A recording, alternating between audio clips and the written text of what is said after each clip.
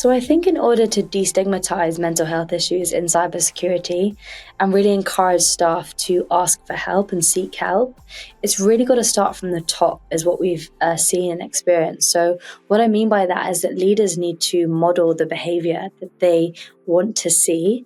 And so things like that can be, just being vulnerable and transparent in terms of, from a leadership perspective, their own mental health. Because what we've seen is we've run multiple roundtables with CISOs on this topic, and they've said that it's once they've been honest and authentic in their own leadership, they've seen that the conversation is really effortless and open with their team. So I think that authenticity is really important from a leadership perspective, and also encouraging open dialogue and awareness, and just normalizing conversations around mental health, as well as also leaderships actually actively engaging mental health programs, and also incorporating like mental health support within the training that their team receives.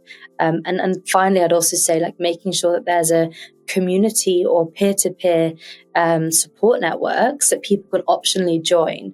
I found that, especially in cybersecurity, this topic is so important and it's at the forefront of everyone's mind. So again, if people know where they can go if they want to speak about this, and they can have a support community to speak about that with, I think that's really essential, because loneliness is a big theme, I think, in the industry at the moment. So that peer-to-peer support is incredibly important too.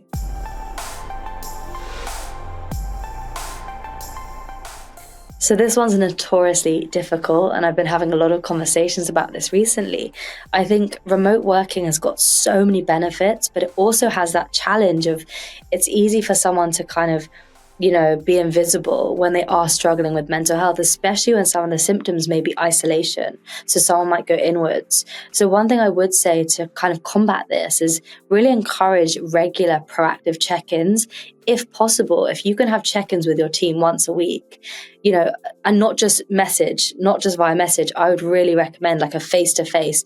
It could be 5 minutes, just face-to-face, because on a video, that's really important because you can read someone's body language. It's really easy for someone to mask and pretend that things are okay via email or text.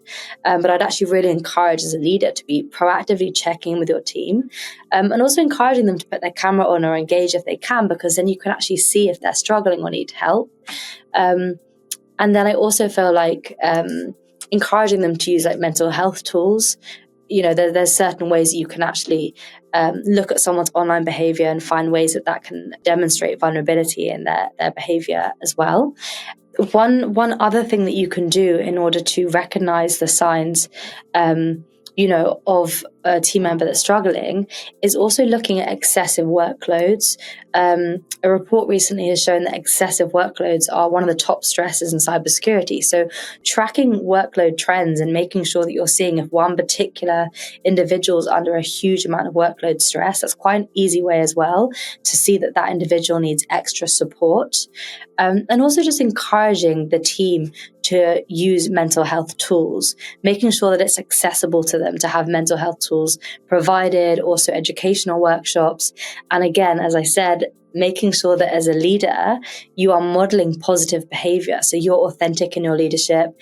And also there's things to do in terms of reducing workload and making sure that, your meetings are 25 minutes instead of half an hour, or making sure your meetings are 45 minutes instead of an hour. So that gives people time to context switch, which is also a notoriously difficult thing to do within the industry.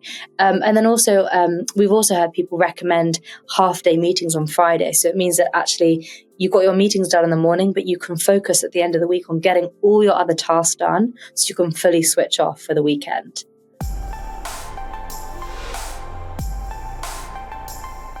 Yeah, it's a great question. I think there's going to be, obviously, like with everything, there's going to be the pros and there's going to be the cons. I think immediately, as we all know, the cons are the fact that it kind of adds a lot more noise to our lives. It can add a lot of noise to our lives if it's not used correctly or responsibly. And also, as we know, when it comes to mental health, threats can actually be a lot more sophisticated. And if we are in that more vulnerable state in our mindset, we're a lot more vulnerable to highly sophisticated threats using things like automation or AI.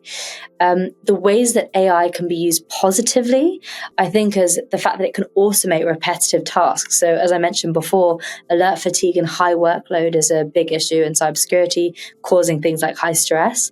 So actually, if we can use AI to automate those repetitive tasks, it can actually help us reduce alert fatigue and manage stress.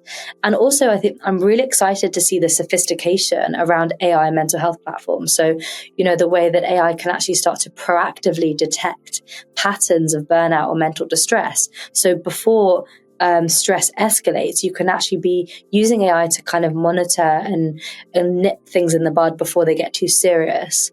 And the other area I think is really exciting is looking at AI-driven chatbots or personalized techniques that can be highly personalized to you for your mental health, and to really encourage strategies that work for you.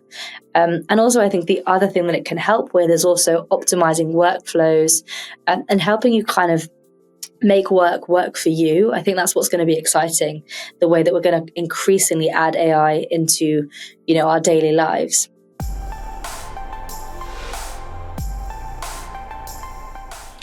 Yeah, I'm really looking forward to obviously meeting so many amazing people at the event, because I know that Cyberevolution brings really incredible leaders in the industry together. So I'm really looking forward to learning from them and connecting. And also I know that as an event series, it explores a lot of the latest trends, both societal, technological, and environmental within cybersecurity. And it also looks to the future. And obviously, given the work that I'm doing, a trend that we're seeing is that it's more important than ever to protect people in an age where there's increased stress and overwhelm. We're seeing AI deepfakes and personalized attacks.